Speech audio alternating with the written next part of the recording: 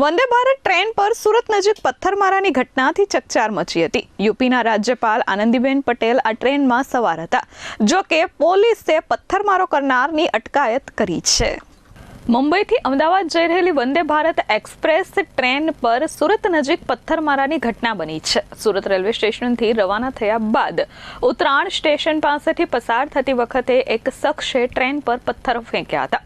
ટ્રેનના સામાન્ય ચેરકાર coach C6 અને C10ના કાચ ક્રેક થયા હતા. આ વખતે ટ્રેનમાં ઉત્તર પ્રદેશના રાજ્યપાલ આનંદીબેન પટેલ પણ મુસાફરી કરી રહ્યા હતા. જોકે તેઓ એક્ઝિક્યુટિવ કોચમાં હોવાથી સંપૂર્ણપણે સુરક્ષિત રહ્યા હતા અને કોઈ જાનહાનિ થઈ નહોતી. VIP મુસાફર સવાર હોવાની માહિતી વચ્ચે પથ્થરમારાના સમાચાર મળતા રેલવે પ્રશાસન અને સુરક્ષા એજન્સીઓમાં દોડધામ મચી હતી. અંકલેશ્વર રેલવે પ્રોટેક્શન ફોર્સના અધિકારીઓ તાત્કાલિક ઘટના સ્થળે પહોંચ્યા હતા અને તપાસ શરૂ કરી હતી. RPFની ટીમે ટ્રેક નજીકથી આશરે 30 વર્ષીય એક શંકાસ્પદ યુવાનને ઝડપી પાડ્યો છે.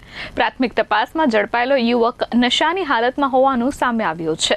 જોકે તેની ઓળખ અને પૂછપરછની પ્રક્રિયા હાથ ધરવામાં આવી છે. Bureau report S24 news Surat.